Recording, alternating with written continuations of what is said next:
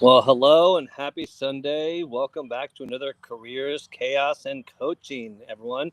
I'm here with my wonderful co host, Melissa Houston, and we are here today tackling a topic that I think is affecting a lot of people out there. Whether it's affecting you directly or it's affecting someone that you know, it's about layoffs. And, it's been one of those things where the layoffs are happening so fast and so quickly that the number of applicants per opening are astounding. And so Melissa and I are here to help you figure out, what do I need in today's world in my toolbox to be able to be successful in this job search. And there's a lot of things right now that are different than they used to be. Maybe last time you had a job search, or maybe this is the first time you've had to do a job search. So we're going to help you from everything from talking about resumes, applications to AI and everything in between. But today I am sitting outside on my deck with my lovely dog Copper and our friend's dog Lulu, who is a frequent visitor on the weekends, and our neighbor's dog Max. So if you hear some barking periodically, it might be one of the three of them. And of course, the birds. If you hear the birds, Melissa said she could hear the birds.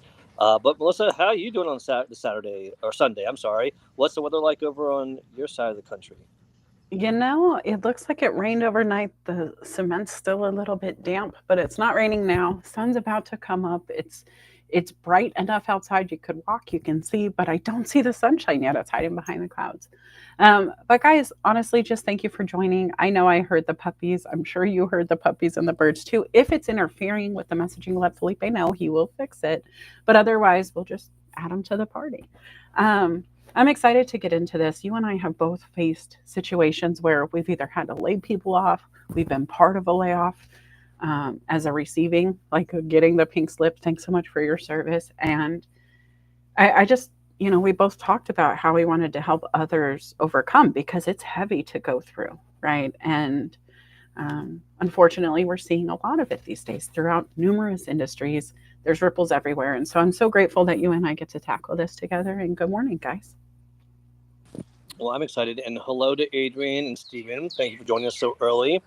Um, Copper, Lulu, and Max are doing well, so they say hello as well. And yeah, this is going to be definitely a topic that can resonate with a lot of people. So if you have friends, invite them to the show, and go ahead and invite them to this room. Go ahead and repost it to your network so that they know that we're going on live. And let us know if you are watching Team Live or Team Replay. This is a chance for you to ask questions in the chat. And if you do that, it lets us know you're here.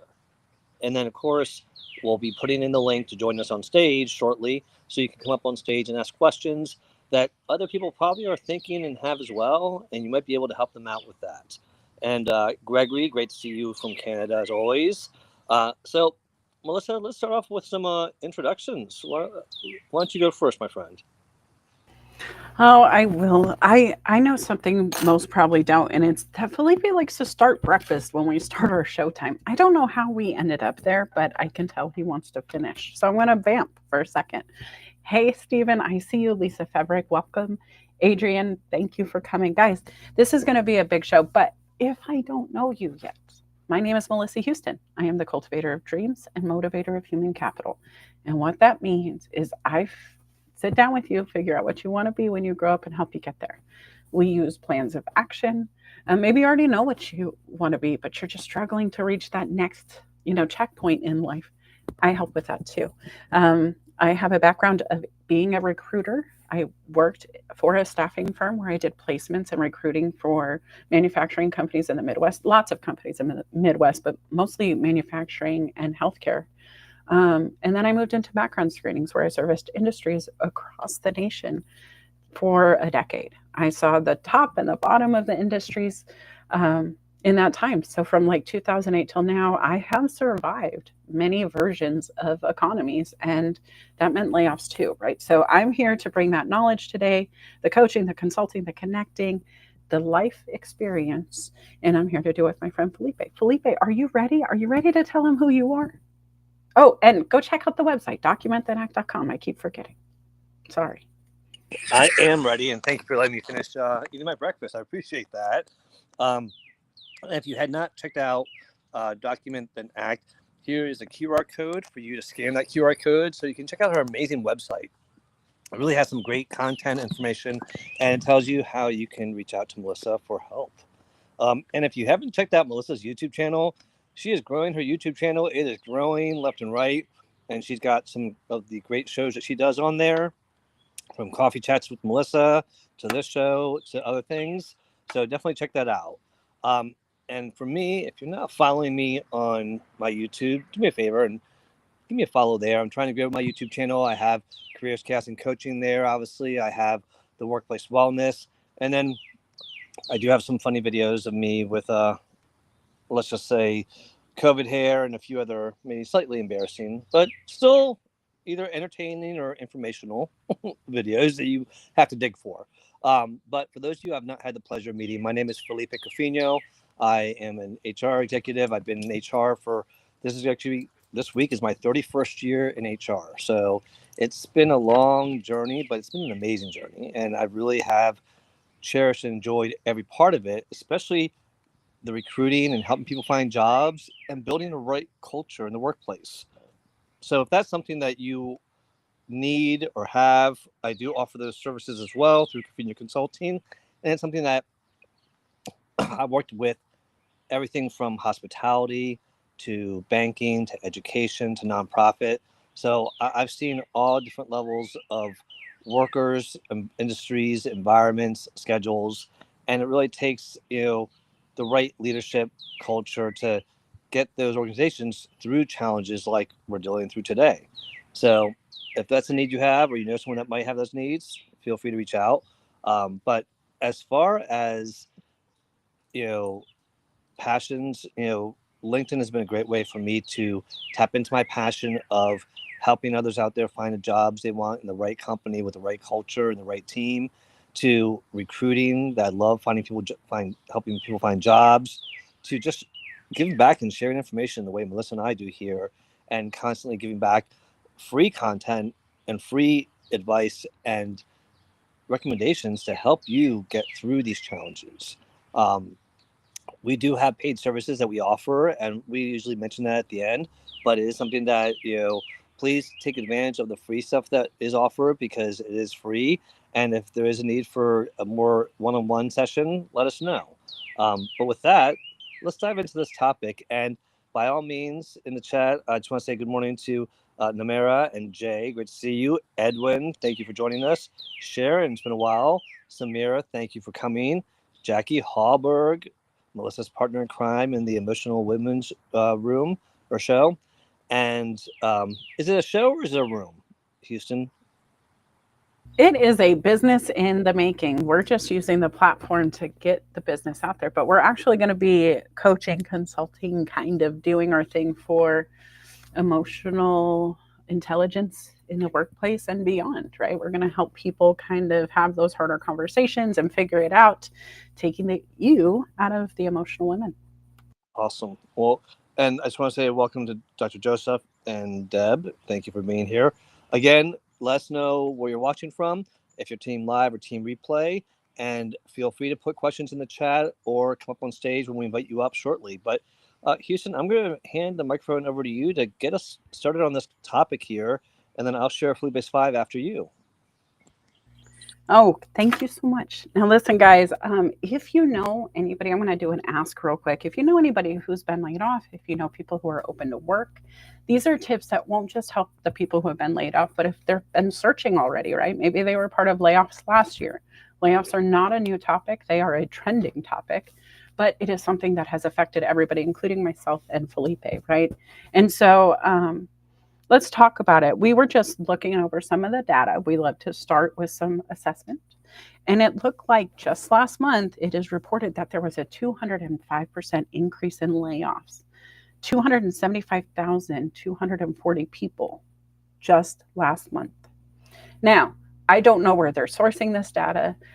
There's polls, there's information that's reported upwards. Guys, if you're a solopreneur under a certain body count, or if you're a small business under a certain body count of employees, and I hate to say it that way, but I did, right?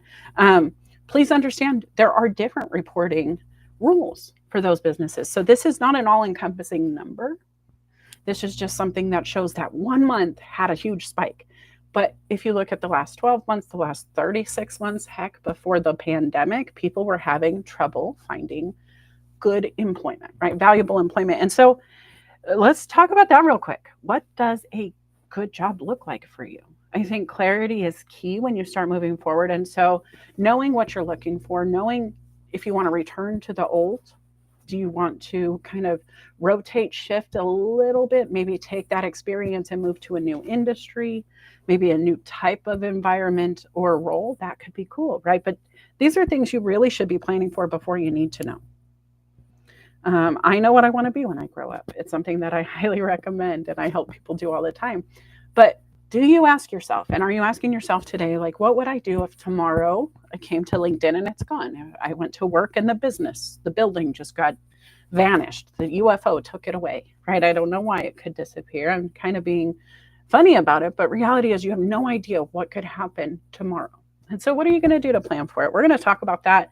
I also just want to remind people like this is an emotional experience.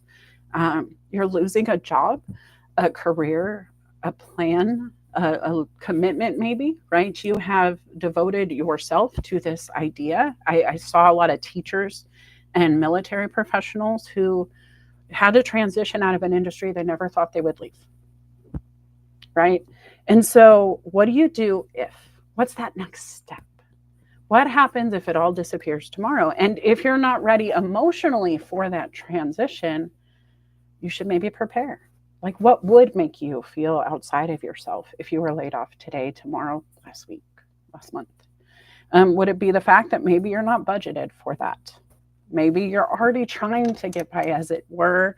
The job you had wasn't paying enough yet anyway, right? There's a million facets that come, and then they pull that plug on something that you've been trying to hold on to or work with, and it can feel really heavy really quickly. You can feel empty or alone, and I don't want you to feel that way. So really, if nothing else, guys, let's get these friends of ours into this room so they know they're not facing this alone. There are free resources, even if it's Team Replay. Go reshare it, because one decision can change a life, good or bad, right? They can give you a job, they can take one away, but that can also be hope-based decision making.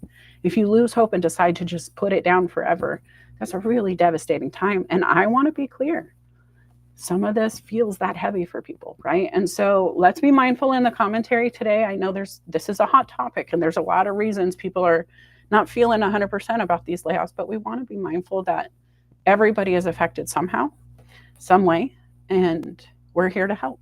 I think that's where I'm going to land my plane just for now, guys. Like, just the stats, we know what's coming, but Felipe, what's this bringing up for you? Well, it's a lot, and I think a lot of people are feeling a lot of different emotions and feelings about this. The reality is that this has been a cascading effect from starting off in the government, closing off for nonprofits, funding, education, healthcare, trickling down to contractors, going down to teachers, affecting, individuals that rely on these individuals who are losing their jobs to buy stuff in their businesses. Their businesses are suffering. So there's a huge ripple effect of individuals, small businesses, entrepreneurs, contractors, and even large businesses that are being affected by a lot of these changes. And the reality is that we got to think a little differently, especially when there's so many people applying for jobs.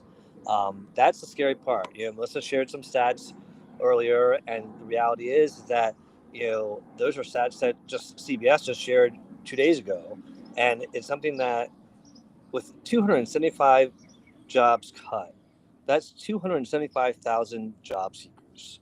All right, there are some people that are competing with hundreds of applicants. I've heard about jobs where they had 12,000 applicants. So it is definitely very tough. But there's a lot of skills out there right now that people need. And that's the part that Melissa and I wanted to share with you, that there's ways for you to not only stand out, but to upskill yourself to be more prepared and to be more confident that you have a lot of skills to offer that you may not even realize other sectors or industries are dying for, that they truly need.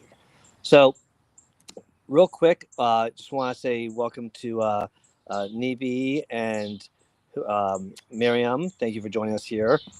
Keep on asking questions in the chat. Let us know if you have any questions you want to address now. But I'm going to go through Felipe's 5 real quick, and then we are going to chat about it, invite you all up, and we'll go from there. All right. So I did this as a, let's see if this works here. All right. So obviously, Melissa and I are talking about building an effective career search toolbox. And so with this, all right, the first thing, and if you can't read this, I'm going to do a slider or carousel later on so you can take images or watch it later. But starting off with number 1, obviously, it's coming up with that toolbox, that location of resources and tools that you can use to help you with your job search. Because the reality is there's a lot of different things for you to think about, and here's just a small little recap of things that you want to think about having in there. Your resumes. I sure hadn't made that plural because you want to have different resumes if you're applying for different industries. Cover letters if they require them. Have a template ready to go. You can use Canva. You can do resume builders. There's a lot of outlet layouts out there, even Microsoft Office, that you don't have to recreate the wheel for some of these things. It's more about the content, and don't spend time creating the visual because there's a lot of templates out there. LinkedIn optimization, I'm not going to go into that. You know how much we talk about how important that is, and we've helped a number of people optimize. I probably have helped, not probably, I have helped over 500 people in the last 3.5 weeks through classes, workshops that are literally going through just, I've never touched LinkedIn before. I haven't updated it in years. I've never used it for job searching. So there's a lot of value and, stress sometimes with it, but there's so much more pros to using your LinkedIn and making sure it's optimized, because it truly does work for you when you're not even on the platform. Interview preparation, talking about how to practice for interviews using your iPhone or your smartphone. Just record yourself answering questions that you prepped and then play it back and see how you react. If you have LinkedIn Premium, there's a job interview feature under the job tab that will sit there and ask you questions, and you will answer them, and it will play it back and give you some feedback on it. Talk to a friend, things like that. So there's a lot of options there. And think about freelancing consulting. There's a lot of people out there competing for jobs. If you have a skill set that that people need, look at that. See if that's an option. Not saying give up on the job search, but do something to complement yourself during your job search, not only to make money, but also to highlight your skills and showcase, hey, I am skilled in this, highly skilled, and I know how to do this, and I'm showcasing it so that if you need it, you either hire me as a consultant or as an employee. And then in that toolbox, having outreach scripts, things that you can customize when you reach out to somebody that works at the company that you applied for, or maybe you found the email or you're connected to the recruiter at the place you applied to. Having these prepared short scripts that are sending the message of what you want to highlight in a short, succinct way is so important. All right. So those are the things in the toolbox. I'm going to go through 4 things real quick here in addition to that, just to highlight some of the, I'm trying to figure out, here we go, some of the other things you can do. So some of the things that you need to help you work smarter is AI. Melissa and I have talked about that a lot in the past, but using ChatGPT as a simple way to redraft a paragraph or an email to make it sound a little more professional. Having it draft cover letters or tailor your resumes to be using better keywords. You can drop, if you're not sure what keywords it is, you can drop a job description into ChatGPT, then drop your resume and say, update my resume with keywords from this job description if I have the same skill, and let it and then make sure that it replaces the right words. But there's things that we can help you and teach you about that. And that's such an important thing to realize. If you're not using AI right now, you are behind the 8 ball. So start playing with it. And when I say play with it, I mean use it to plan your next weekend getaway. Use it to plan your next day off. Use it to plan your dinner. Say, here are the recipes or the foods that I have in my refrigerator. Help me come up with a dinner plan for tonight. You can actually, with ChatGPT, take a picture of items and say, give me ideas for dinner based on these food items I just took a picture of. So play with it if you never play with it, if you're scared, and let it show you how it can help you, and then go from there. You also want to upskill, and AI is a way of upskilling. So you are upskilling, but use LinkedIn Learning, Udemy. There's a lot of ways to upskill, and I'm not saying just with the AI, but just learning how to use Canva is upskilling. All right, and then overall, once you learn AI, it's a confidence booster. People are like, oh, hey, you're natural at that, and you're able to do that. So it is something that confidence booster, you need that when you're job searching. You do not want to be like, oh, please hire me, I need a job. No, you want to be like, hey, hire me because I'm good, and you will value what I bring to the table, and your company will be more successful because of the skills I bring. You know, now that was a little cocky, but you know what I'm saying. Be as confident as possible without being cocky. All right, real quick, the next one is build an action plan. I'm not going to go into this one in great detail because I've spoke about this, and Melissa and I will go back and forth about setting goals. But the reality is, if you are in a place where you're job searching and unemployed, the world seems a little chaotic. When you create a plan and put it through the SMART test, it helps you get a little more structure and a little more focus in your life, and it'll help make things seem a little bit more manageable. So here it is. It's just running it. If you have a goal of getting into this industry, then run it through this. Ask these 5 questions of that goal and make sure you have answers to those 5 questions, because that will help increase your chances of achieving that goal. The next thing is, in that toolbox, make sure that you are doing something for your mental, physical, and financial wellness. Mental wellness, obviously, box breathing, meditation, use an app. Physical, go for walks, exercise, get a punching bag if you need, whatever it is. But figure out some kind of physical exercise so you're not just sitting down or laying down all the time. And then financial wellness, you got to re-figure out your finances and expenses if you're job searching. So what are you cutting out? What are you going to save on? What can you do to make money on the side, maybe? So it's important to think about these things and highlight the importance of all of the values of mental, physical, and financial wellness.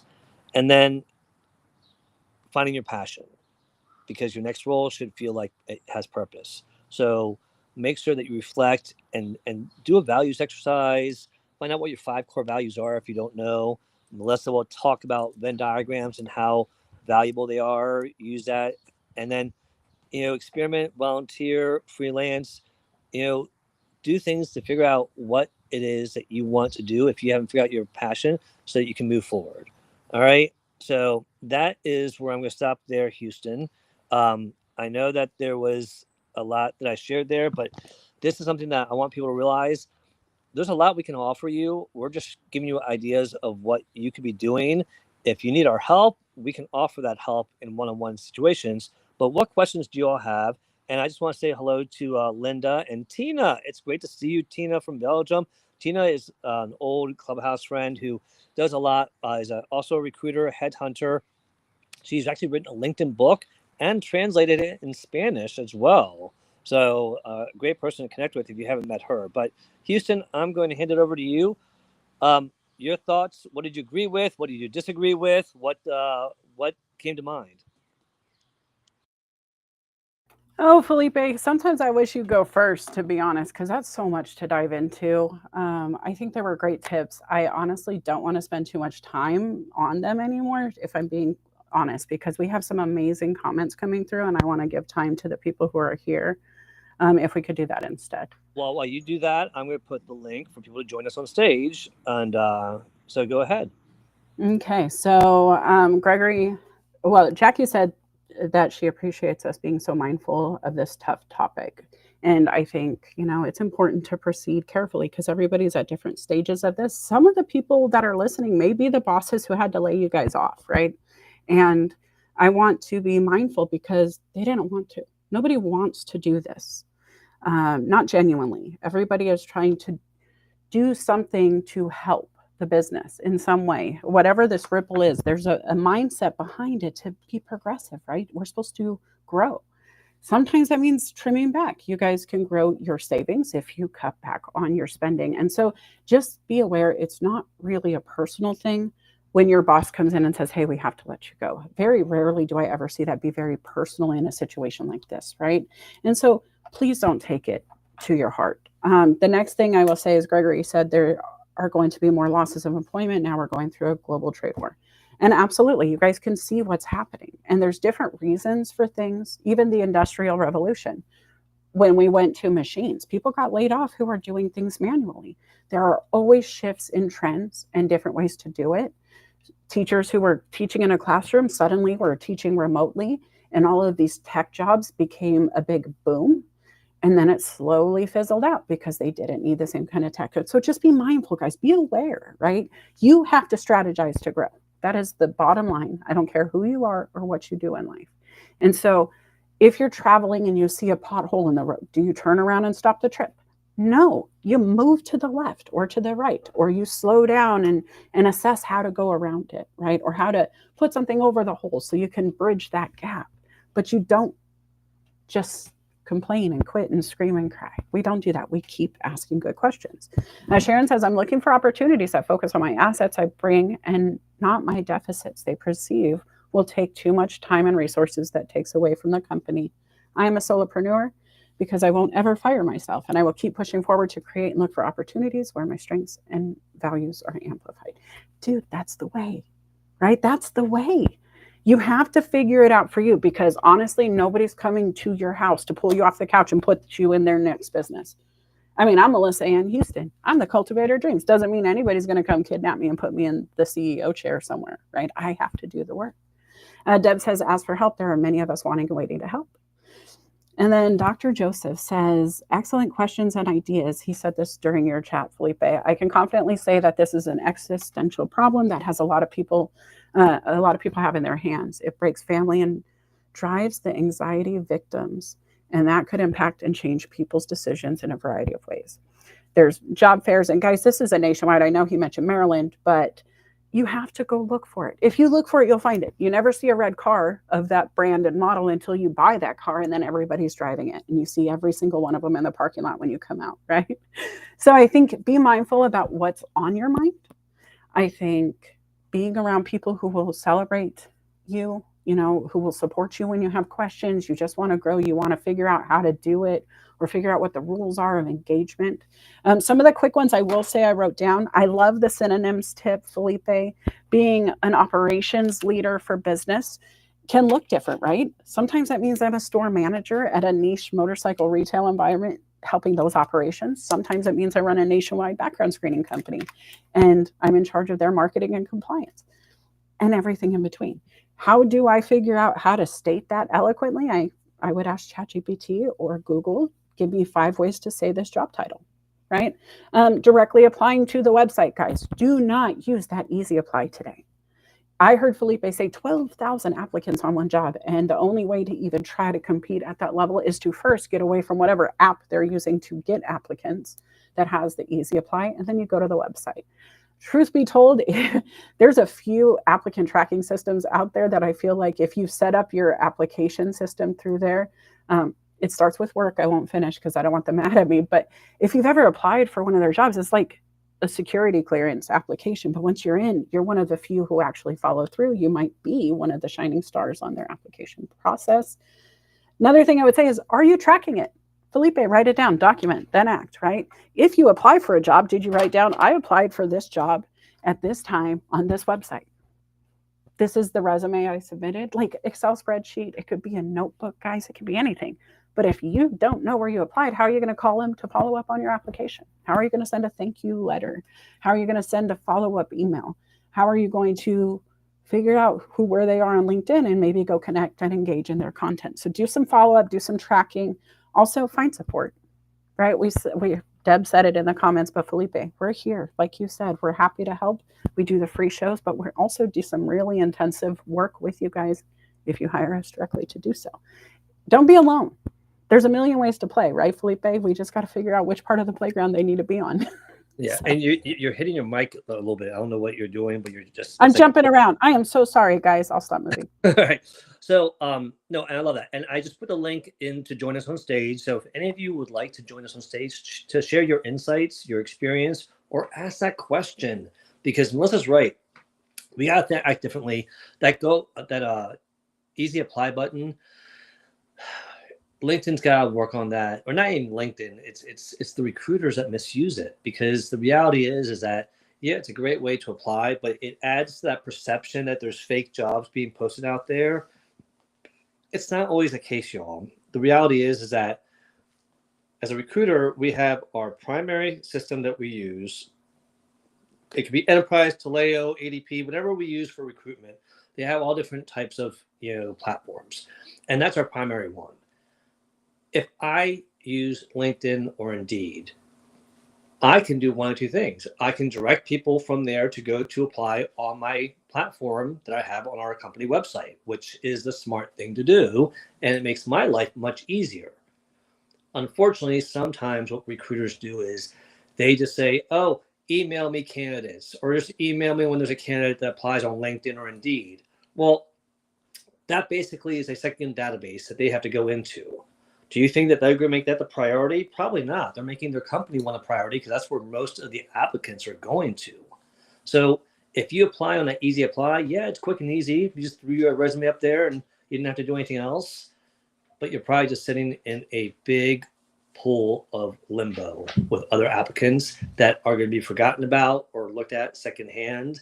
And you might get lucky, but it's not as a high chance of getting seen as if you apply for the company. So let's move on from that real quick. And then we have some people that have joined us on stage. But I just want to touch one thing on the AI thing too, because the AI, again, it's a tool to help you be smarter, not harder, and also to show that you have a skill that might be needed. The SMART action plan is just real steps with real results, plain and simple. The Job Seeker Toolbox, it can be a physical thing, it can be a visual thing, it can be a digital thing. Just make sure that you've thought about all these things that you want to have, that you need to make sure you have ready to go in a way. And that includes your profile, your resume, skills, and then just don't forget about that holistic plan to take care of yourself mentally, physically, and financially. And then one of the most important things that you can do is find something that brings you your passion, that taps into your passion, even if it's something that you do as a hobby, or that you're able to find something that you're able to do at work. Let that little bit of joy come into your life that you have control about. So with that being said, I'm going to bring our friend Deb Haas over. Deb, it's great to see you here. Yeah. Joining us. How are you? Oh my God. You know what? It's the best thing to wake up on a Sunday morning after like waking up really, really early because you're freaking out and then falling asleep and then waking up and hearing Melissa and Felipe. We love your Well, energy. You're awesome. It's always a joy, always a pleasure to be here. And thank you for letting me join y'all up here on stage. It's such a pleasure, seriously. You two are fabulous. Thank you for doing the work that you're doing. Thank you for doing the work of the angels to get people in a place where they can function again. Because I will tell you, after layoff, I experienced it March 1st, 2024. And I was in a very scary place for a very long time. And it very much is a roller coaster or surfing a wave. There's a bunch of different ways to refer to it. But I learned very quickly that job searching right now is 10% of the actual updating your resume, applying for jobs, doing interviews, getting rejection letters, and all that. And 90% of it is managing yourself, managing your mental mental healthness. Yeah, there is some of that too. Mental health, physical health, emotional health, etc. So, yeah, we are at the tail end of the industrial age, y'all. We're entering the age of AI, and it can be really scary if you don't know what you're looking for. But I also see it as this incredible opportunity for us to create what we want the world of business to look like in the future. No, absolutely, and I love your outlook. And Deb, you always are so transparent and with your experiences, and I always appreciate you sharing that because it really does help. I think a lot of other people, and those that the easy apply and the AI and just the all those app time, all that time it takes to apply, um, you know, be intentful because you know Yes. the one thing is that it's easy to apply quickly and just blindly apply to everything, and I even read the job description. You just see the title, the Oh pay. yeah, I went through Oh, that period, Felipe, where it was like, I'm just applying to everything. I mean, you go through these different phases in your job search depending on how long you're in your job search. And I will tell folks, yes, please do apply. You need to be actively applying, but I would not be counting on that or hoping for that. People who land their jobs through just a flat apply is the exception more often than the rule. I keep thinking, I keep thinking of that movie from Greg Barrett from He's Just Not That Into You. Melissa, do you remember that movie from the early aughts? And people be like, oh, and but he said this and he's busy with it. Like, no, he's just not that into you. And that the people who, those stories that we women hear about, oh, but he ignored her for forever and then he came back, and it was like those are the exceptions rather than the rule. So yes, do apply. Be intentional about it, like Felipe is saying. Make sure that you're tracking it because you're going to want to be able to keep track of that. But really, as far as I'm concerned, the best way right now to land something is to just talk to people, connect with people. I hate the word networking, y'all, because networking for me makes me think of a slimy salesman. And I apologize to anyone who's a salesman out there, but it feels like you're being pitch slapped, and I do not want to be pitch slapped. But what I am doing is I am reaching out to these people that I see online, whether they share their story and it touches me because I'm like, holy crap, woman, I've been there. Or if it's just someone who's doing something really fun or just something that appeals to my whimsical quirkiness. And I'll just reach out and I'll be like, hey, how can I help you? And just the one thing that I don't think a lot of people like really emphasize is that being of service to other human beings will help you find your next role so much faster than anything else. That's been my experience, like being of value or help to someone else. Sometimes it's as simple as like, hey, I see that you don't have a background photo, on your profile. You're using the default ugly green LinkedIn photo thing. Do you need my help? I will help you create a new header. Or go to Canva. There's some free ones on there. Just anything that will help them with their own branding. Because if there's anything that's true about the current job search is that you need to get really clear on your brand, like what it is that you offer that has more value, and that you do better than anyone else. yeah, because if you Oh, don't stand out among all those people, you're going to be overseen. And you brought up some great points that I want to touch on real quick, before cool. Tina, because first, you're right. You are only one person, and sometimes they're just not that into you. But sometimes, you know what? I'll be honest. I'm saying this for everyone that's ever had that interview that you're like, it went so well. We connected. It was like I'm what they need. I feel so good about it, and then you don't get the job. The Yep. reality, the reality is this, though, you all, and it happens to me so often. And I tell these candidates, and I stay connected with them on purpose because I want them to realize I meant it when I said you were a great candidate. We were fortunate to have two or maybe three great candidates, and we only Yes. had one opening. It had nothing to do, nothing they Yes. could have done better. There's literally nothing they could have done better. It was just we had to only choose one person. So And that's why people are not thinking of the context of the market. They're not realizing in a supply demand market, we have a high supply. We've got thousands of exactly, incredibly exactly. talented people who've been laid off through no fault of their own. And they're competing for a tiny, tiny, tiny, tiny bit of demand. Yep. And so don't take it personally. Absolutely. With Exactly. I want to reiterate what you and Melissa have said. Track it, because if you're applying on LinkedIn, on Indeed, on company websites, please.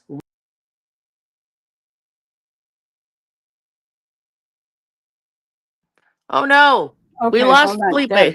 Yeah, hold on, Deb. Mute for me for a second, please, Nah. because I get anxiety sorry. when there's so All right, many. my back. Felipe, Sorry about hi. that. Oh, I don't know what Okay. happened there. What I was saying was track it because, like Melissa and Deb said, LinkedIn and Indeed might help track the applications that you have on their platform, but they're not going to track each other's or the ones on the company website. So make sure you have that spreadsheet to track. And then the last thing I'll say before I pass it over to Melissa is networking. I know you hate that word, but the reality is there's a reason why people say, oh, it's who you know, and they get bitter about that. Don't get bitter about that.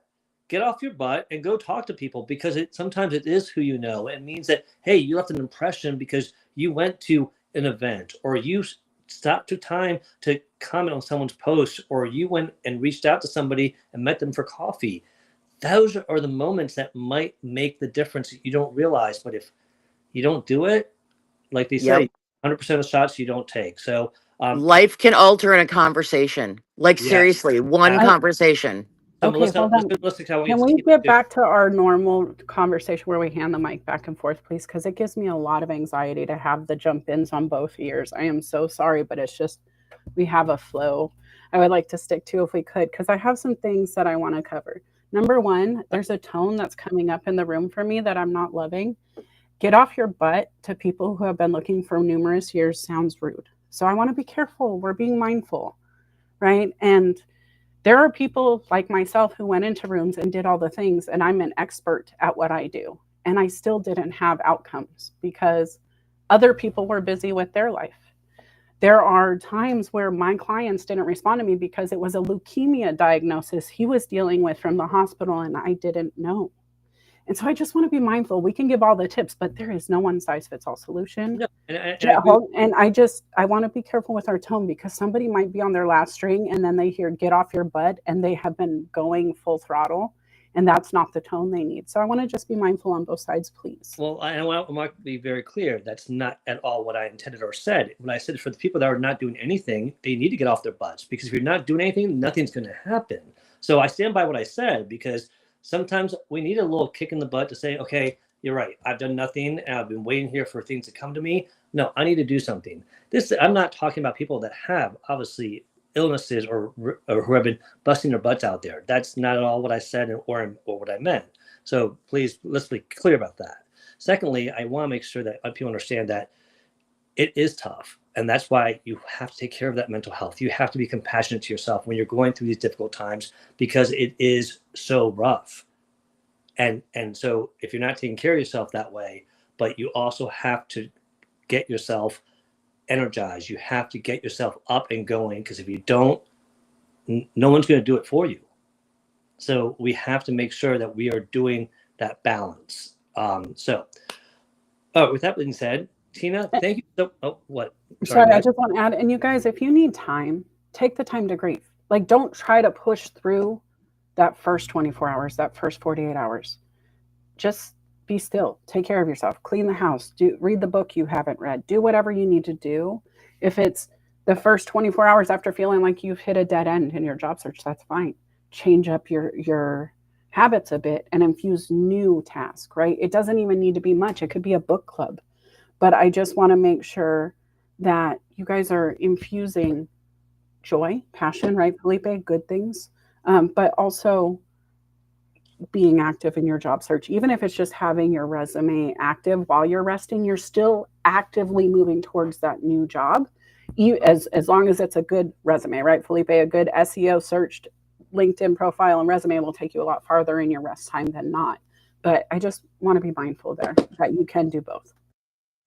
Absolutely. So, Tina, thank you for joining us on stage. I appreciate you being here. You are a longtime friend, and she is somebody who, if you're not following Tina, check her out. She's been a longtime headhunter.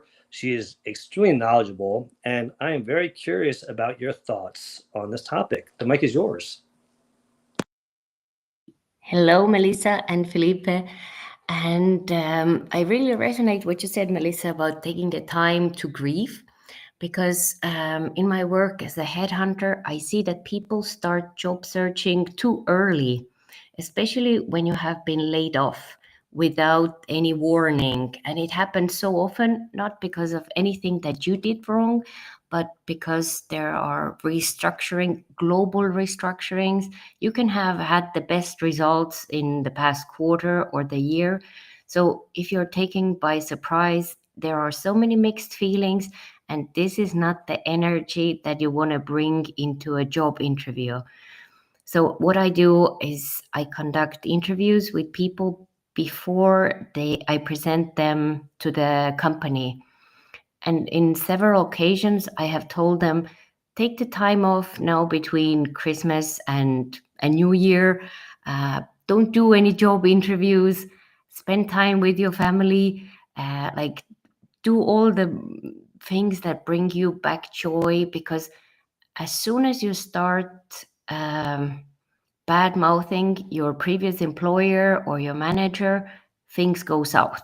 Like, that's not a good energy to bring to the table. So my tip would be really to take that time off. And the second thing, keep your LinkedIn profile active. And I know it can be discouraging if you don't get any results, but it often happens when I see people with the green banner that they are looking for a new job, and they are the people who don't reply to the messages. So take at least 15 minutes a day to be active, because if you're active on the platform, your profile will be shown to the recruiters and headhunters, because we pay a lot of money, like 10,000 euros per year, to see profiles of candidates, and they show profiles of active candidates because they want you to, it's kind of proving that you will get feedback, and you get feedback from people who are active on the platform. So that's a way to tell the algorithm that you're active and that you're looking for a new job. So those two things, be active on the platform. You don't have to post, you don't have to create content. That's not at all. Just show up. Those would be my 2 tips. Those were amazing tips, Tina. That was, and there were more than 2 there, because first and foremost, taking time off, when you lose a job that you, especially suddenly, you are grieving it. You do need to take time to grieve that, to process the emotions that you're going through, because there's so much that you are dealing with, and you're not able to focus on everything. So I'm so glad that you put a light on that again, because it's so important for people to do that.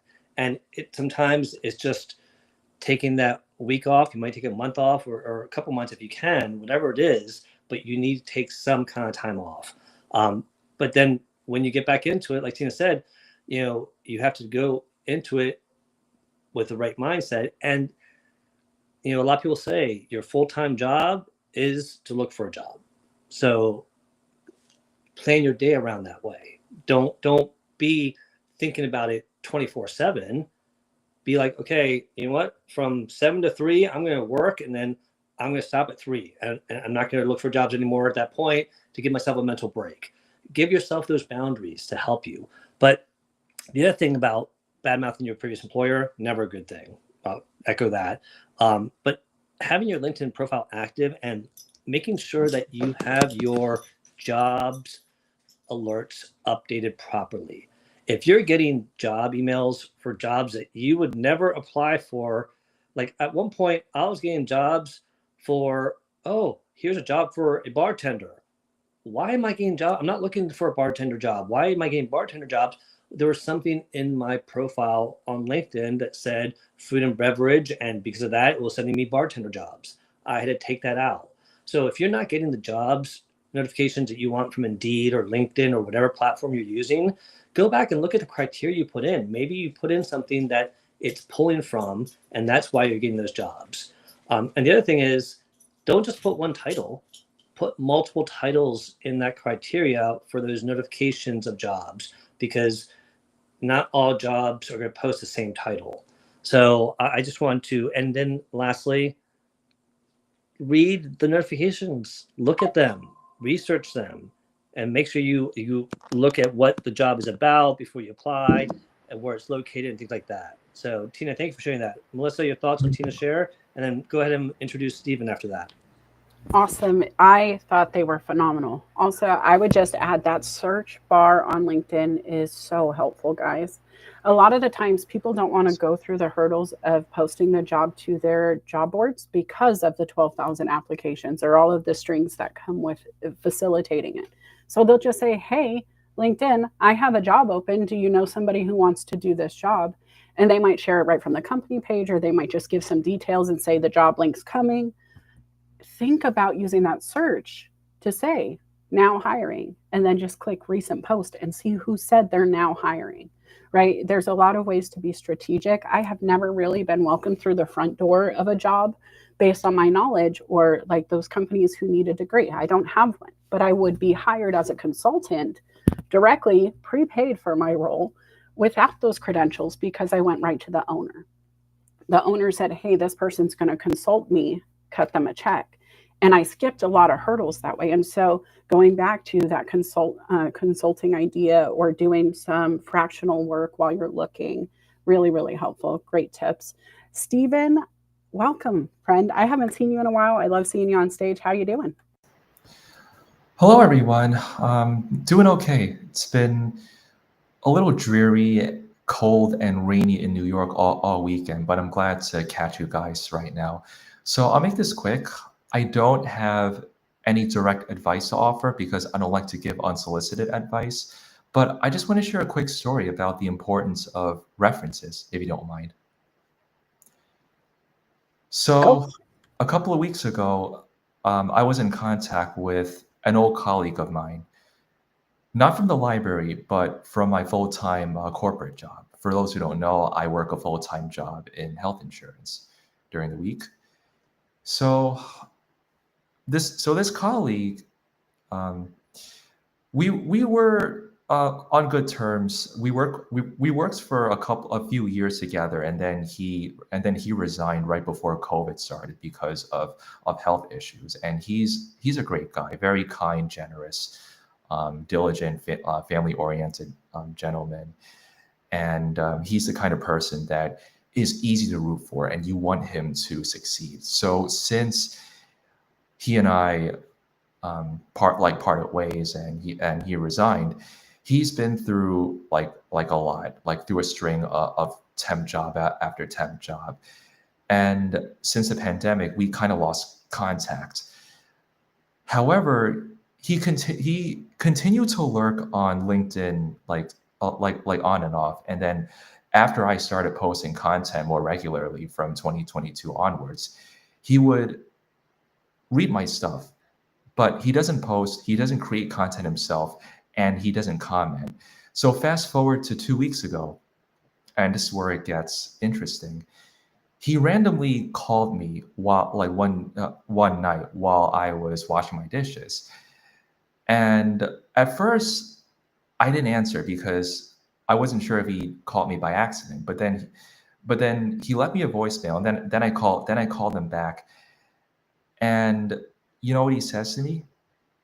He told me that he was reaching out to me because he really enjoyed my content, because it gave him a mental break from the stress related to his job search.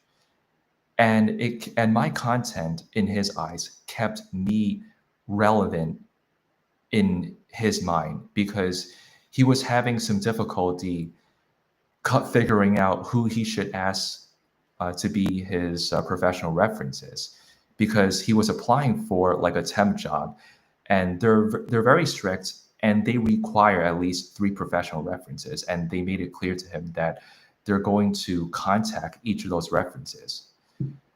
But because I was top of mind for him via my content, he felt comfortable reaching out to me, and because of that, I was more than happy to help him.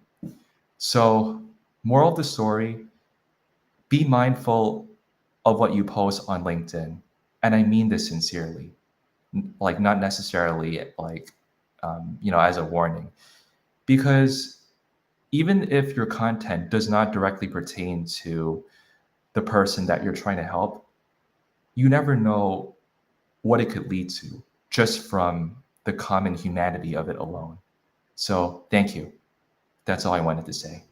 I love this so much. Stephen, you and I have talked about some of those posts, right? Where we just don't see the humans that are reading it. And we've talked about like 50 people seeing a post and you're like, nobody's engaged. What's going on?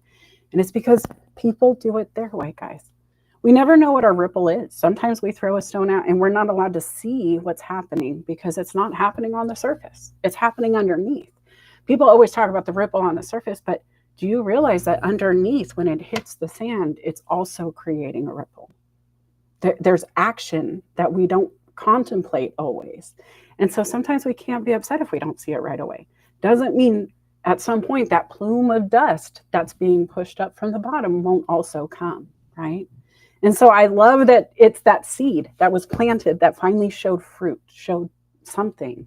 They looked at you and said, hey, he's the guy who has the answer I need, and I would love to talk to him about it. And I appreciate your share. Felipe, what do you think? Stephen, well, it doesn't surprise me at all that you have had that impact on people because you are very intentful and thoughtful with your post. That's one of the things I've always appreciated and respected about you.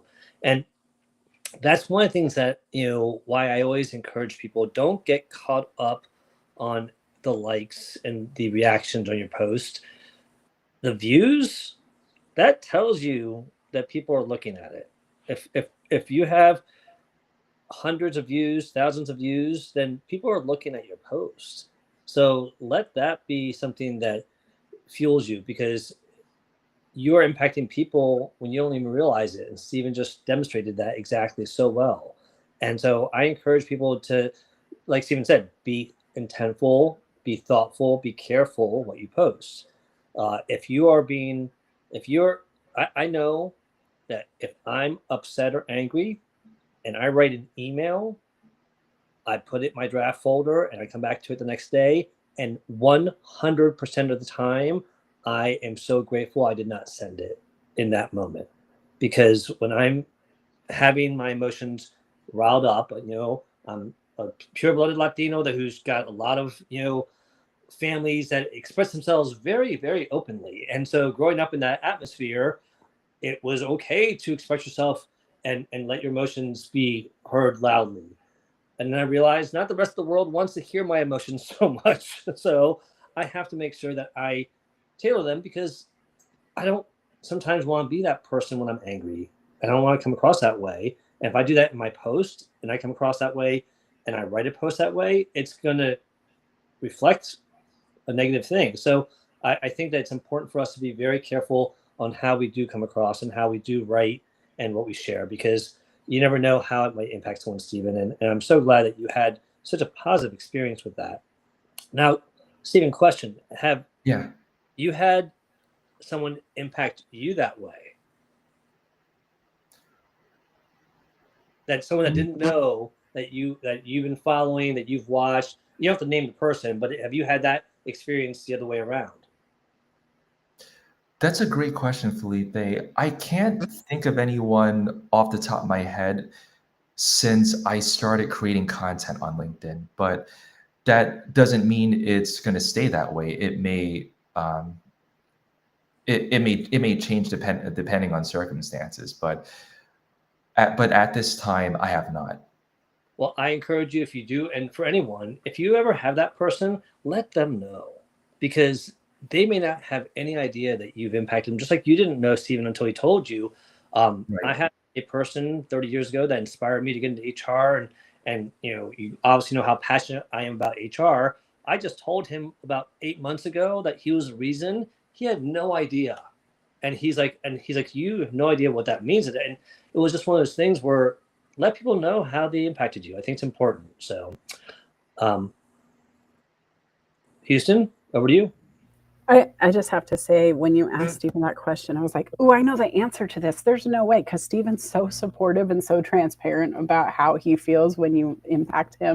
And I just got to give him kudos. He is, when I think of like really cool cheerleaders or really thoughtful people who send DMs and show support, you and Meryl Cass are like the star students, right? You guys should get the hall pass monitor badge, because you guys are that shining example of helping people find their way on this platform in the DMs or whenever they have a question. And so I just think you're the bee's knees, Stephen. Thank you both. And with that, I do have to bounce and get some errands done. But thanks for having me on stage. Talk soon. Well, thank you. And Tina, any thoughts after, I know we commented on your share, but any follow-up comments that you wanted to share? I think it was also very spot on what you said about keeping track of the jobs that you have applied for. Because as a headhunter, I contact people out of the blue for a specific position, but at the same time, the company, the HR department, they forward some resumes. It can be external or internal candidates, and when I contact them, often they don't have a clue which position I'm talking about. That already tells me they are not that motivated. If just the company name would ring a bell and they would say yes, continue, but often I hear like no clue, they don't remember. Even if you don't remember, don't tell me. Tell me that you can call me back in 10 minutes and look up what was the position. That it's normal that when I call you out of the blue that you're not available, but just make a follow-up conversation later. But really save all the job descriptions that you have applied for. It really tells me if you have thrown spaghetti on the wall or if you have specifically applied for this position for this company and you want to work there. So that would be my suggestion. Yeah. Thank you, Tina. Appreciate that. Was very wise advice as always. I did put the link in the chat again for everyone. So if you want to join us on stage, we just have about a half hour left here of the show. But I want to recognize Kifa and Tom and Nick for joining us. And Tom, Tom put a comment here saying that sometimes somebody can get lucky and impress an employer at an interview and create a position that they didn't even know they needed. That seems like it's a long shot, but the reality is, I got to tell you, that's happened more than once to me, where I've created a position based on people I've interviewed because we needed their skill set and we didn't have a full-time one, but we combined it with another one to make it full-time. And I've done that a few times. So I think, again, it's sometimes going on those interviews, it seems frustrating, but it's about, yesterday I did a show about failure. And it's about what you learn from your failures. Going on interviews, just because you didn't get it isn't a failure. It's you had an opportunity to show your face in front of people, employers, and recruiters. You had a chance to practice your interviewing. You had a practice to learn what you liked and what you didn't like. And it's another way of networking and just getting yourself out there. So the more interviews you go on, the better.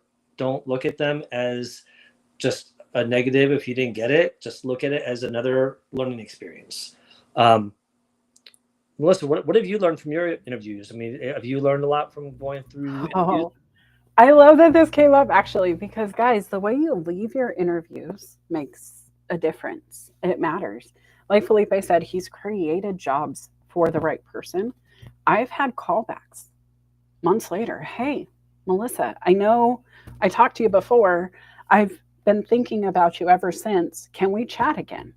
I've had former employers hire me back to start a new startup for them because I did so great with their second location of their existing brand the first time we worked together.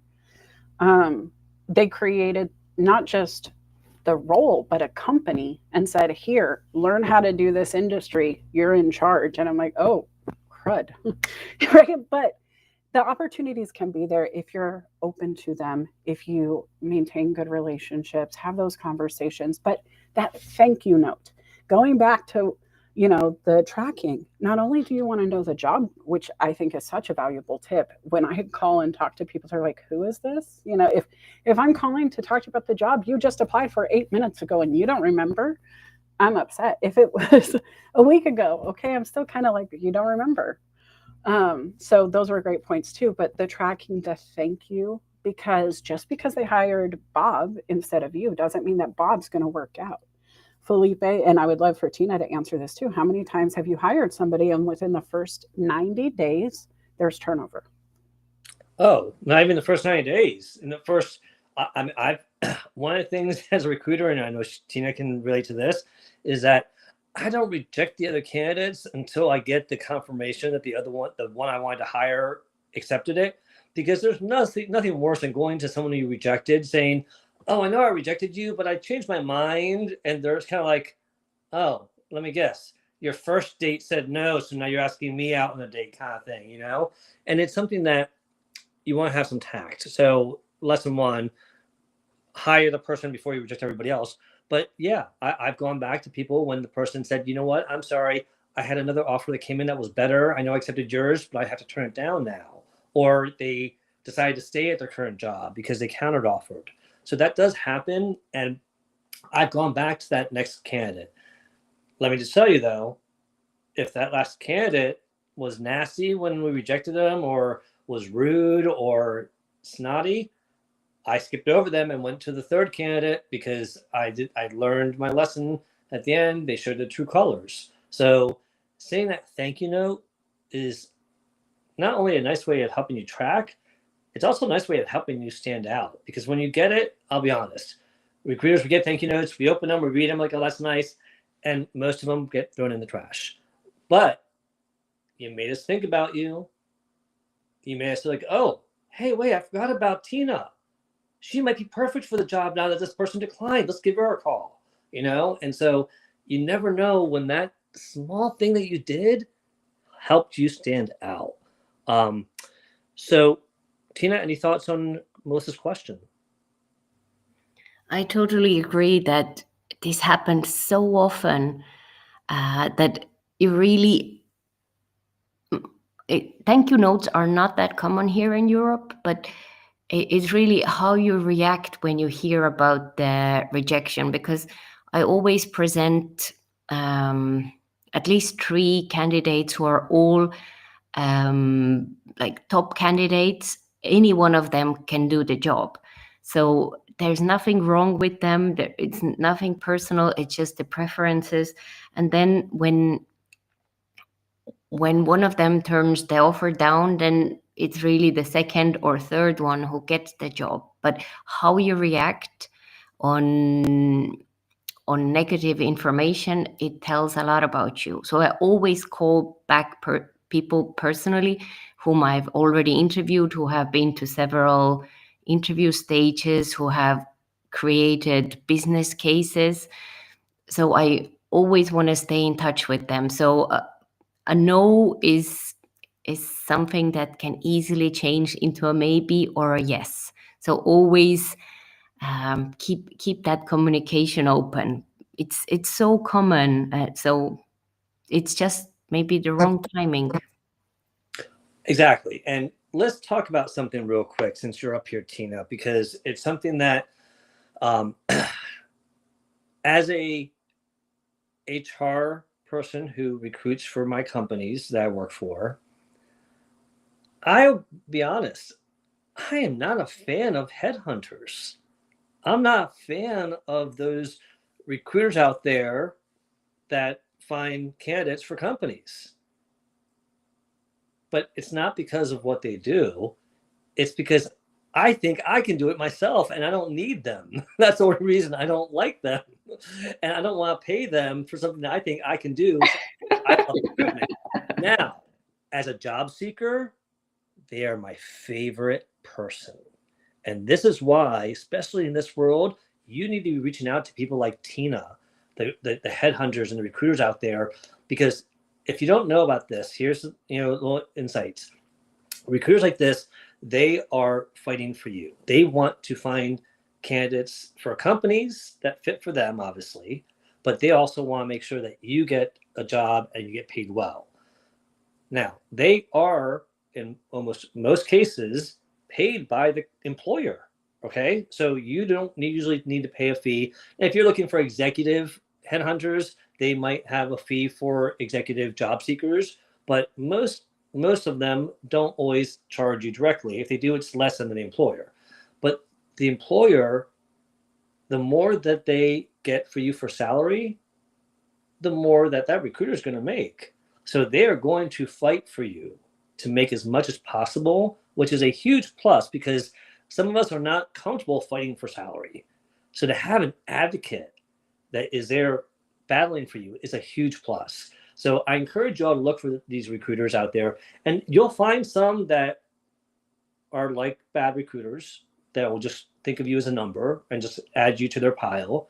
And then you have ones like Tina who builds relationships with people, who get to know people. And those are the kind of recruiters you want to do. I mean, Tina does a lot of work internationally, obviously. If you're here in the US, there's a lot of US recruiters.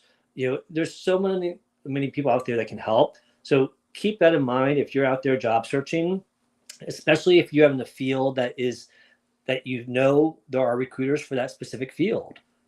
There are recruiters for attorneys, there are recruiters for hospitality, there's recruiters for technology, and then there's generic recruiters, there's recruiters for executives. So another thing to have in your toolbox is build relationships with those recruiters. Tina, before we go to Melissa, anything you wanted to share real quick that people should think about when they are looking for a recruiter? Yeah, I'm really glad you're here today. This is like perfect timing, Tina. Oh yes, it's Sunday or Sunday evening here, so it's nice to hear you. I thought it was so funny. I see us as complementary because HR managers, they have so many other tasks that they do. The only thing I do as a headhunter, I interview people all day long, so I have much more time to get to know the candidates on a deeper level. So I know everything about them when I present them to you. So I think there is value in the service that I do because they always surprise. How did you know that? How did you know that? Like, what is your secret? There is no secret. It's really about talking to people, being curious, being empathetic, and really sometimes it takes an hour or an hour and a half before you really get to know the essence of the person. What is it that they're passionate about?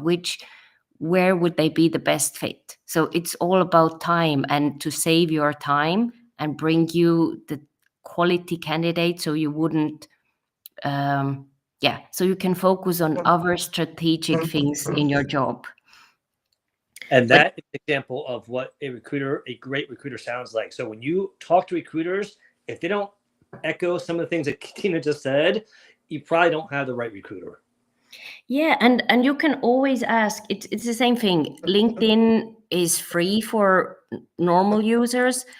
If you don't pay anything, then you are the product. And also with if you work with a headhunter, it's the companies who are paying. So at the end of the day, it's they are the client. I do all the services. I help you to prepare for the interview. I help you to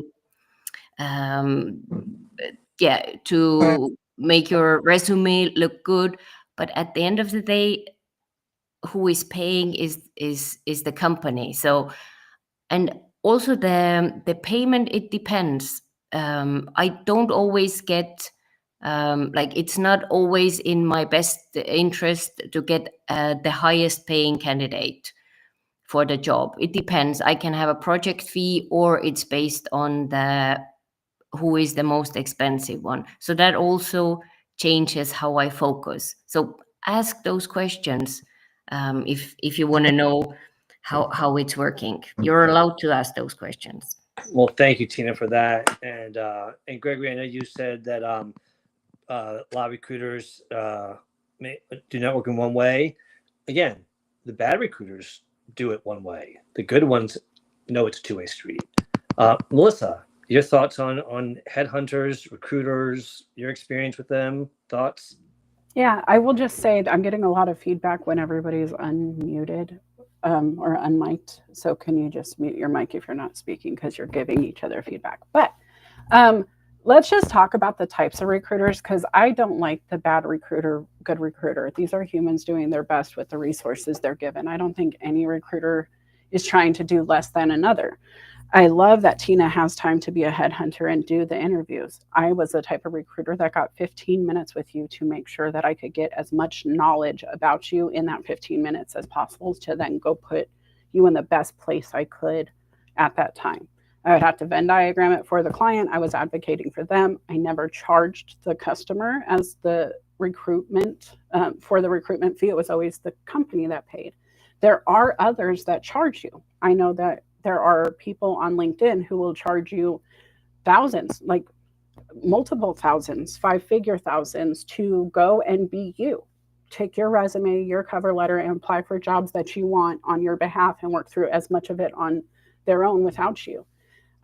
There's everything in between. And so you just got to be sure you're talking to the right ones. I know I love that you covered the industries and how they service it. When a recruiter is hired, they're hired to advocate for the company. And so they are only allowed to move as the company has dictated in the contract.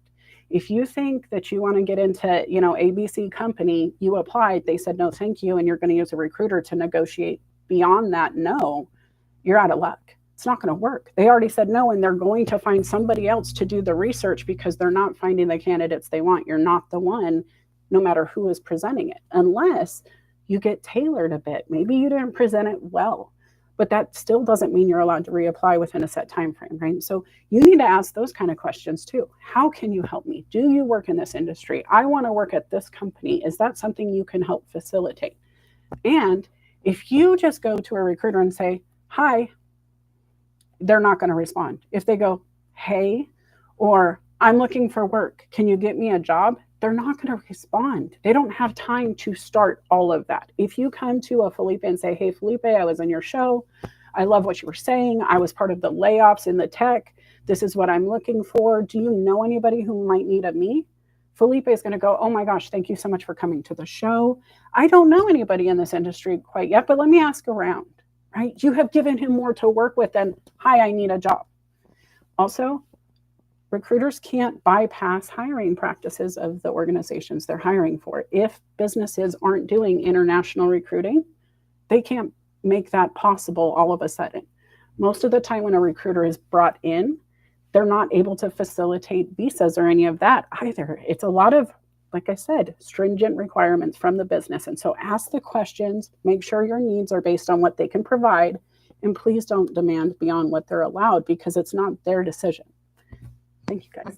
All right. So Adrian asked a very important question, and I'm so glad you asked this question, Adrian, because it's about the easy apply button. And she says that unfortunately at times this can be the only way to apply. For instance, I would see the position on Indeed for ABC Company or on LinkedIn, obviously, but it wouldn't be on the company site. So that to me is a huge red flag. Now, I'm not going to say this is a guaranteed problem, but it is a red flag because this tells me that if it's a company that has a website. Now, if they don't have a website, then it might be legit, okay? But if they have a website and they have a careers page on the website, and they even have other jobs posted, and this one's not posted, red flag. Either A, it's not real, B, a manager thought they were trying to be helpful and decided to post for a job that hasn't been posted yet or that they're thinking about, and they just wanted to find candidates for HR. Not the right way of doing it because a lot of times that job ends up not being posted because they decided they didn't need it yet. So it is something that if you don't see it on the company website, that to me is a red flag that it might not be a real job, or it was posted by somebody else, or the recruiter filled it and just forgot to close it on LinkedIn or Indeed because it was their secondary go-to place. So I'm really glad you brought that up, Adrian. That was a really important part there. Any other questions that you all want to ask? Feel free to put them in the chat. We have about 9 minutes left in the show here.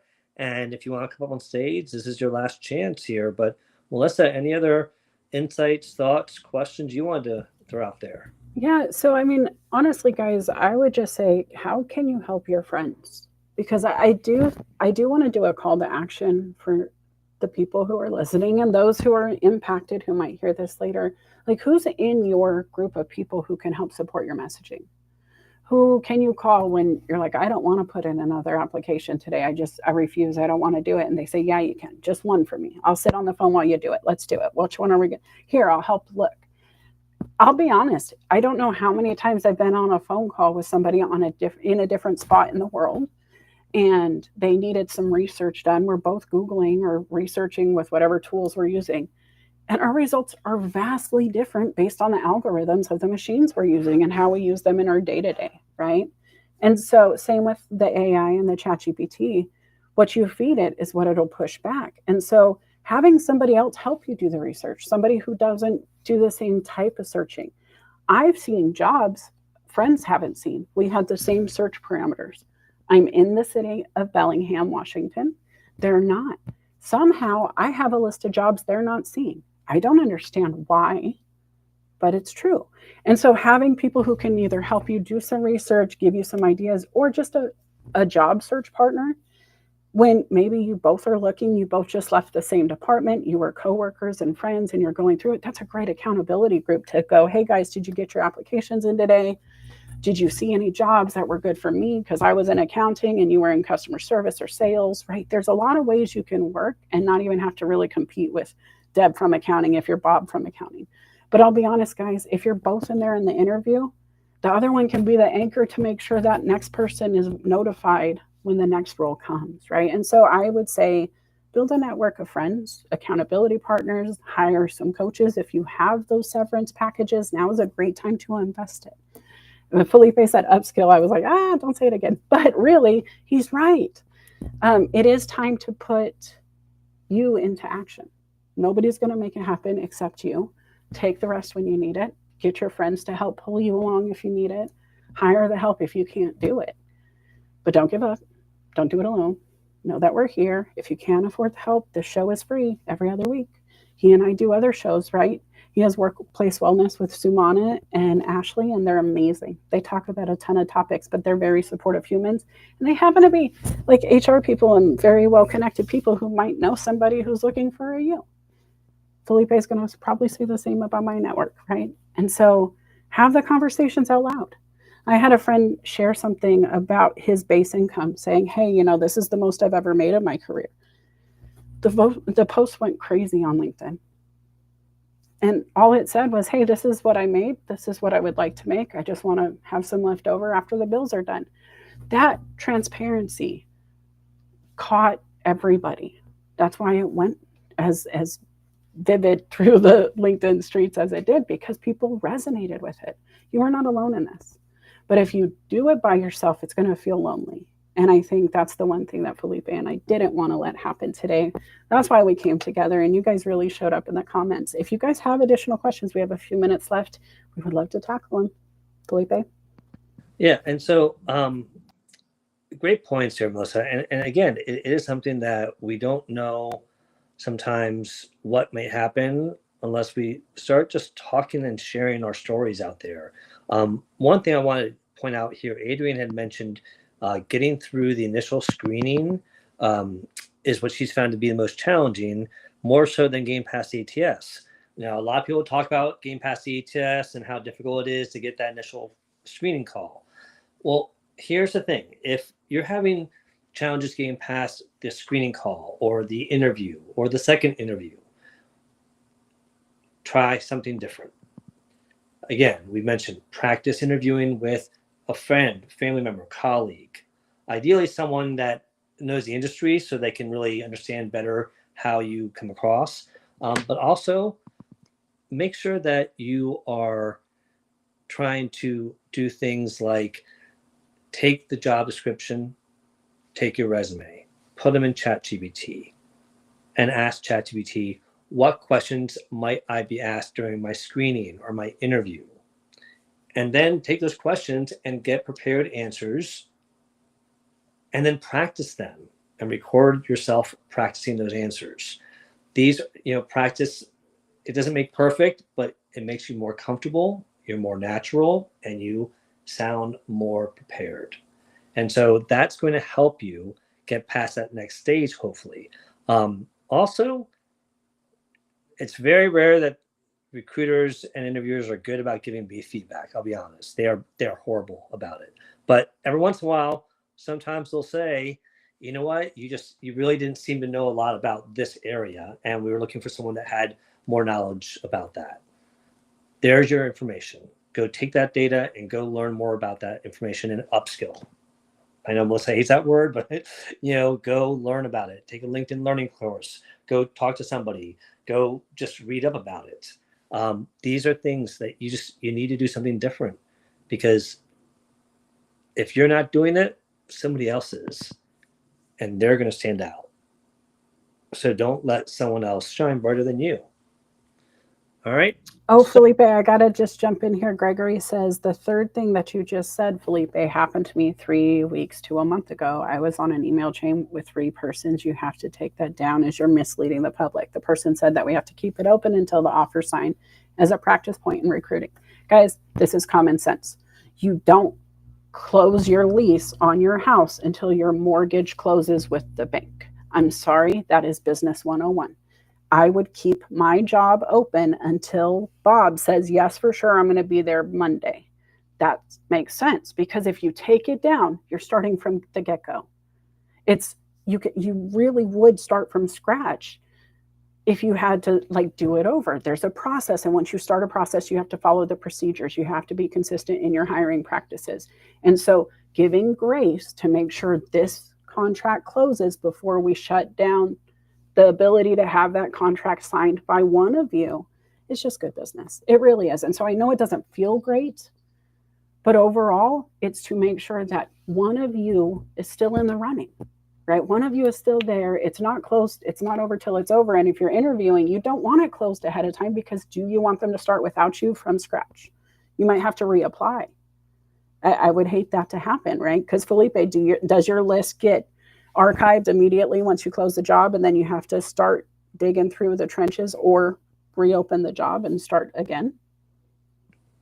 Yeah, no, I mean, if it just closed and I archived everything, then I have to open a new position. But if I just, I closed it and I paused it, then I can reopen it. But a lot of times, again, people are going to hold off and wait until they get that offer. Just like I'm not going to reject anybody. You wonder, well, why are they waiting so long?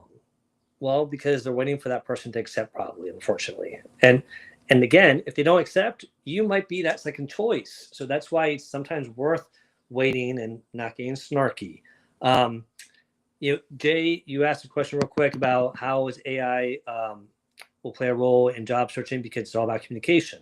Well, like we mentioned, using AI to help you, match keywords with your resume from the job description, helping you come up with interview questions that they might ask you based on the job description. Taking your resume and saying, hey, I've been doing global health government work or this kind of work all my life. What else can I do with these skills?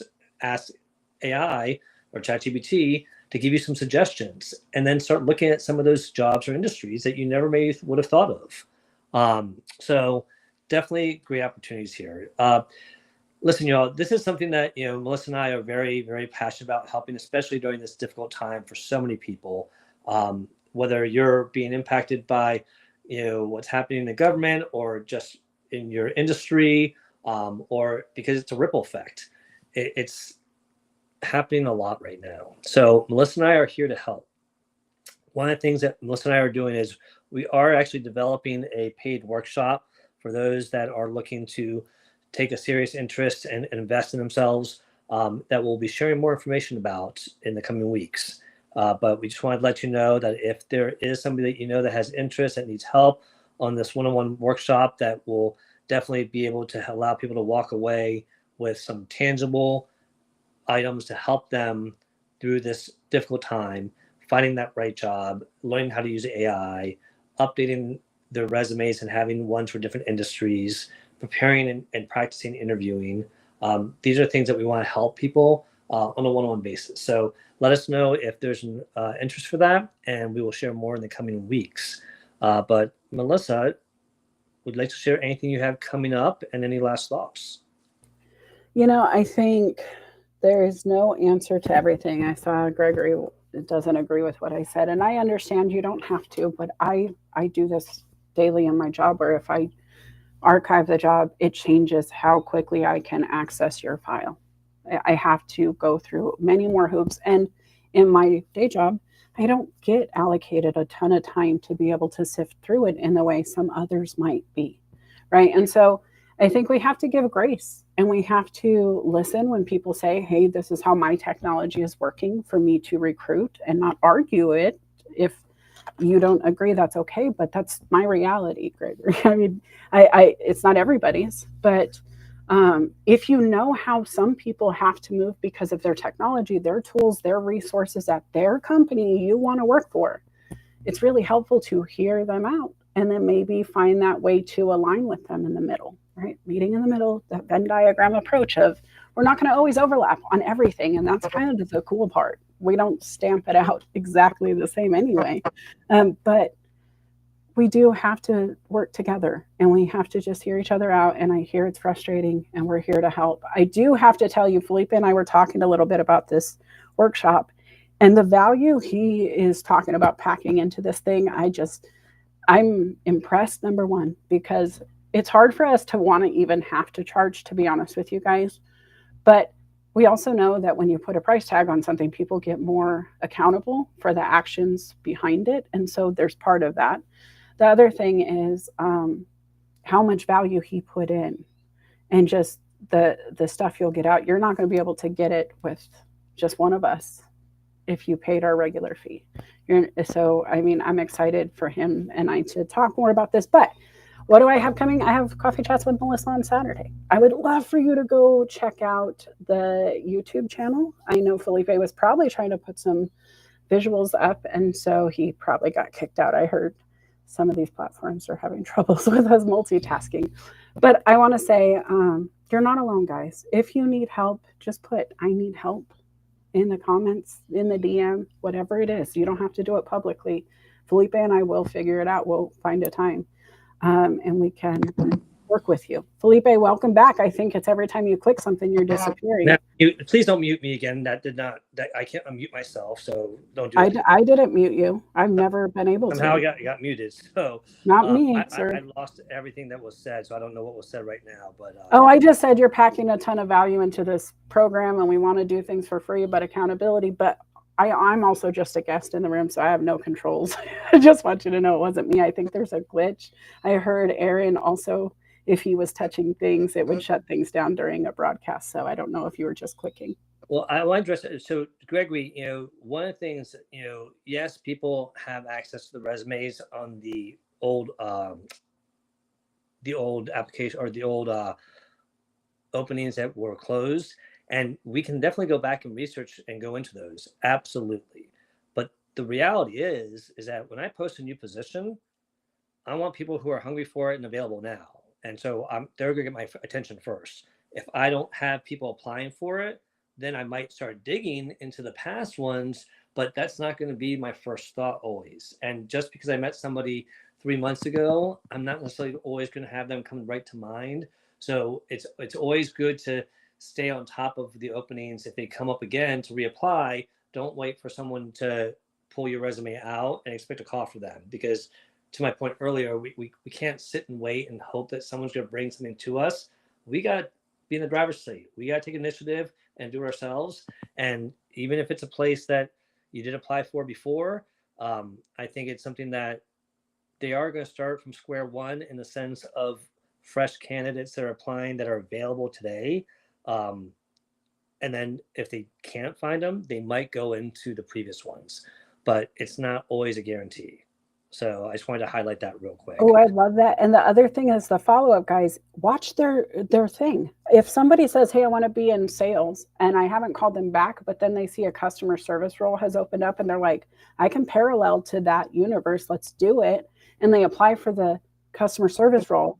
They're now in both pools. They have a foot in each circle, and I can call on them for either. And so make sure you're following back up. The other thing I want to say is I have to follow up, Felipe. I'm going to be on Jackie's new show on Monday, and I forgot to mention it. And so I'm so glad she's here because it's tomorrow at 9 p.m. Eastern, 6 p.m. Pacific.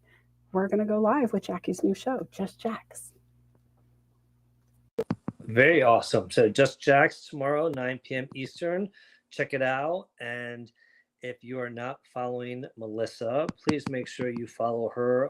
Check out her website, Document and Act. Just scan that QR code and you get to learn all about the great services that she offers and all the amazing people she's helped out through business coaching, life coaching. She really has made a huge impact. So check that out. And of course, give her a follow on YouTube as well. She's growing that channel and she's got some great content in there as well. If you have not checked out Cofiño Consulting, I do have a LinkedIn page. And if you are looking for HR services, career coaching, recruitment needs, or culture and workplace culture plans or workforce plans, feel free to reach out and I'm happy to assist. As always, please check out my YouTube channel as well, because that I'm trying to grow as well, just like Melissa, and got my channels there for careers, chaos, and coaching. You can check out our past episodes as well as the workplace wellness, and then some other stuff of Felipe's 5 and previous videos I've done. So with that being said, Melissa and I are going to be back here in 2 weeks. Keep an eye out for more information about the workshop we mentioned. And Melissa, do you have any topics that you already had in mind for 2 weeks? Or because we have so many things that are going on we've talked about, but I don't know if there's one that's been jumping up at you lately. I was thinking about just like the ripple of this topic and if we could grow from it. And you mentioned it in your AI conversation. Oh, can you mute for me? I'm getting myself feedback. But the AI conversation, I was thinking, what if we teach people how to create recipes on a budget?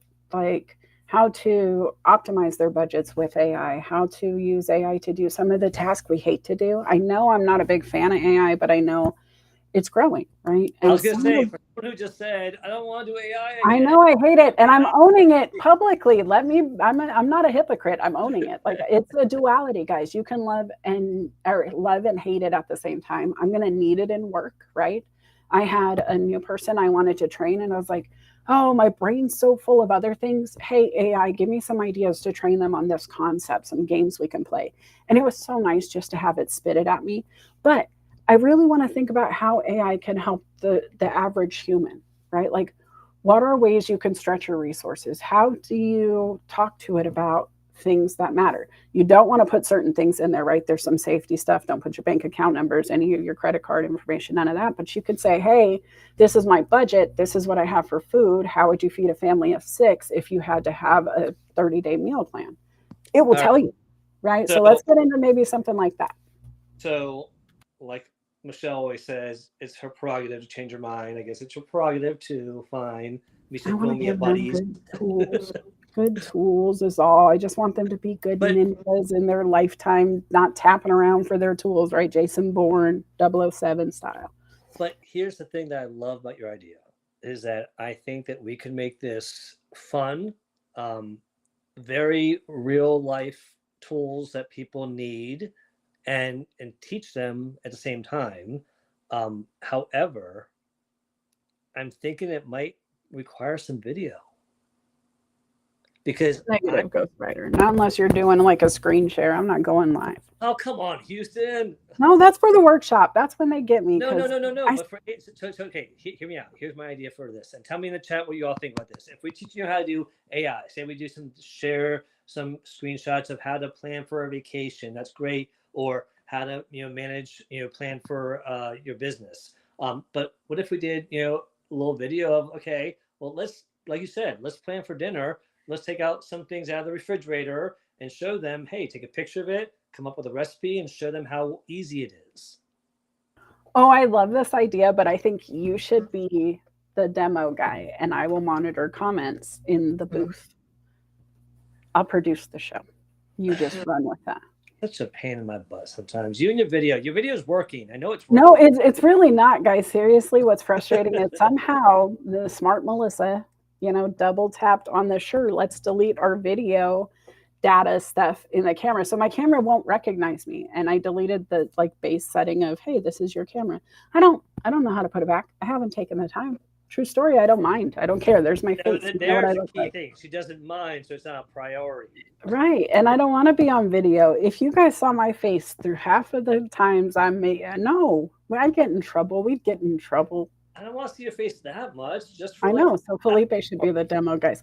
If you think Felipe should be the guy pulling the stuff Bye, out of the Felicia. fridge, then I just want you to put a smiley face in the comment. Just one smiley face, any smiley face. Just drop a face And put emoji. a heart if you think Melissa should show her face. Put a heart emoji in the I'm comments. not doing it, so it doesn't matter. Are you saying that you will not listen or respect our audience? Hey, boundaries, guys. Everybody's allowed to set them. No, honestly, what I But you like do videos about for other cameras, people. here's Like, the I feel thing. better than our audience is what you're saying because you've done True videos. story is on Sunday, my family's home. It's the one time where they get to roam freely Well, my around the family's house. home too on They Sundays. don't What a care. coincidence. Your rules don't mean they apply to my house. Boom.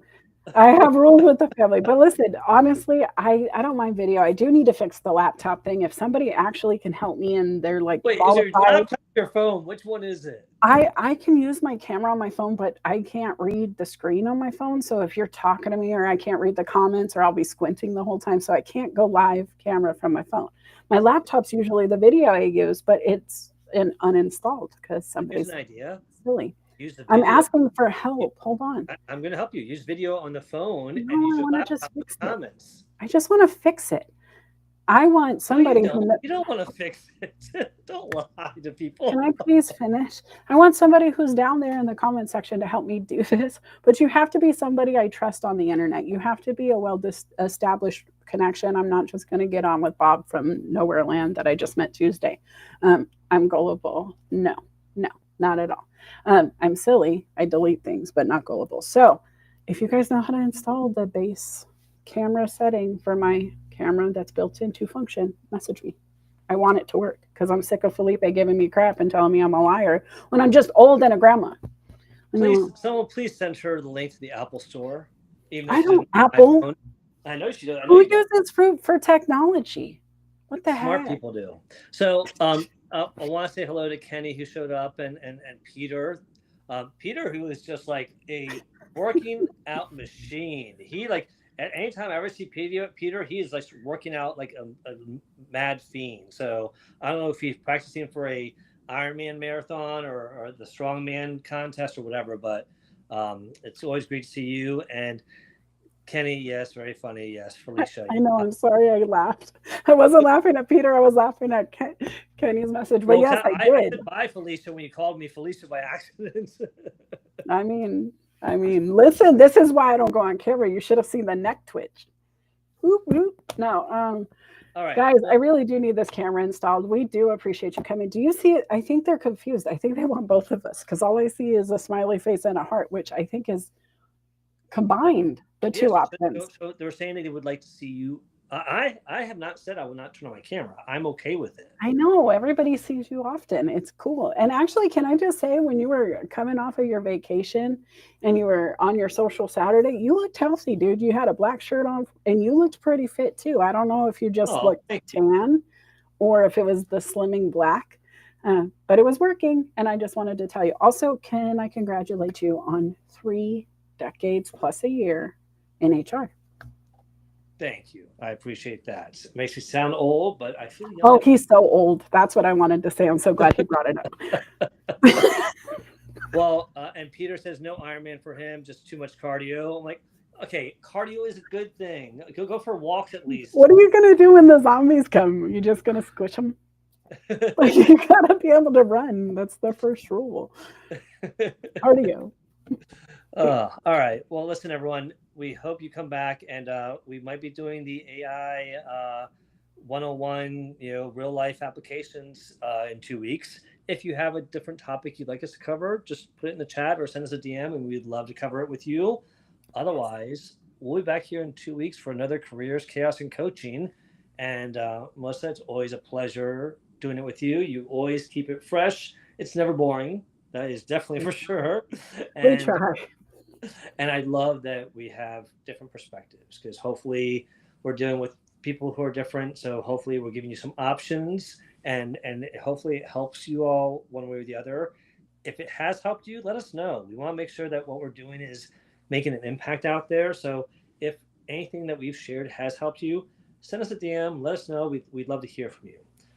With that being Wait, the comments just blew up. Kenny says on April 18th, he'll be celebrating 37 years of employment with his current employer. Damn, Kenny. And yes, he will squish him, Peter says. I can do the hikes that Felipe does. Listen, we appreciate you coming. We hope you loved it. Go check out Felipe's YouTube channel. All the playbacks there. Go check out my YouTube channel. Did you miss Coffee Chats with Melissa yesterday? I have to say, Felipe, you were one of the people who sent feedback, but my phone blew up, and I think it was probably the best received show I've done. I had really cool people like you and others telling me that it was the best show I had done. So if you didn't see it, go check it out.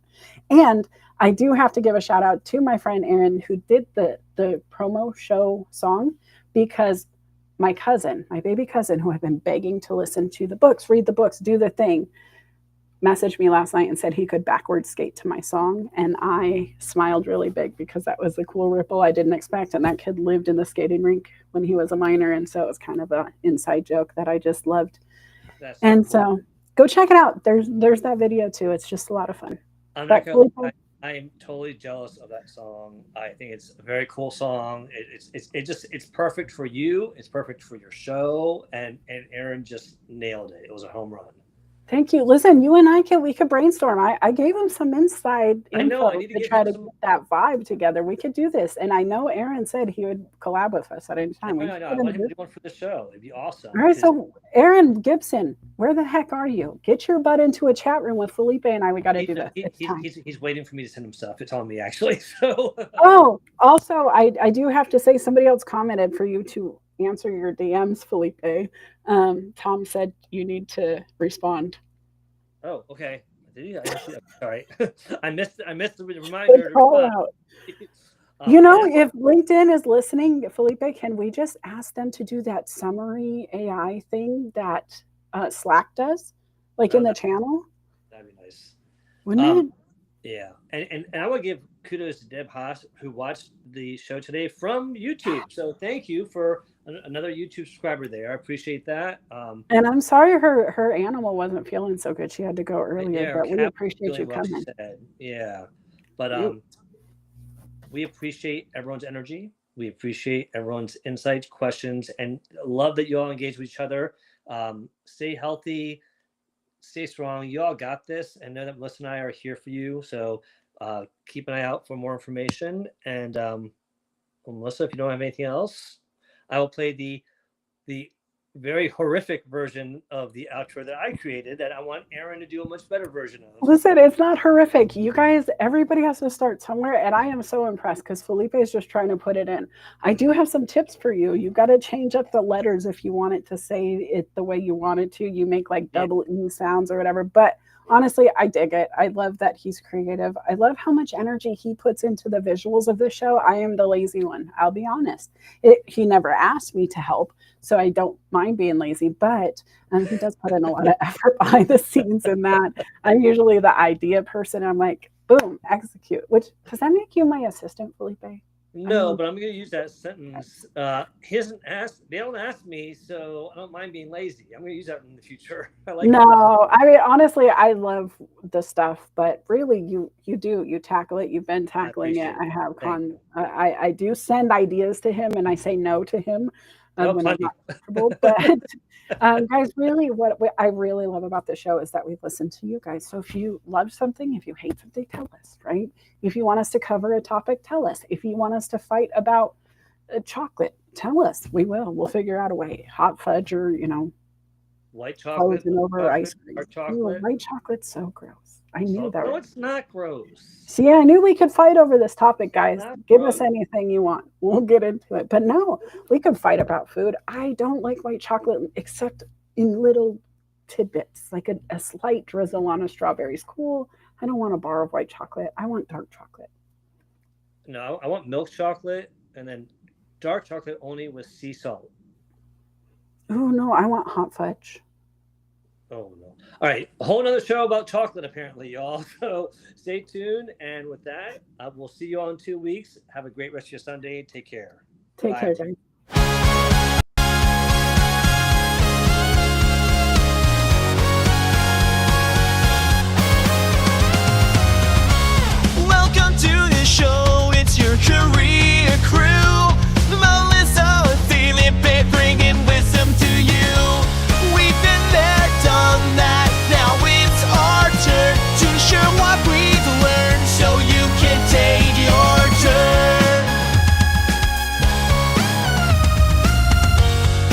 navigate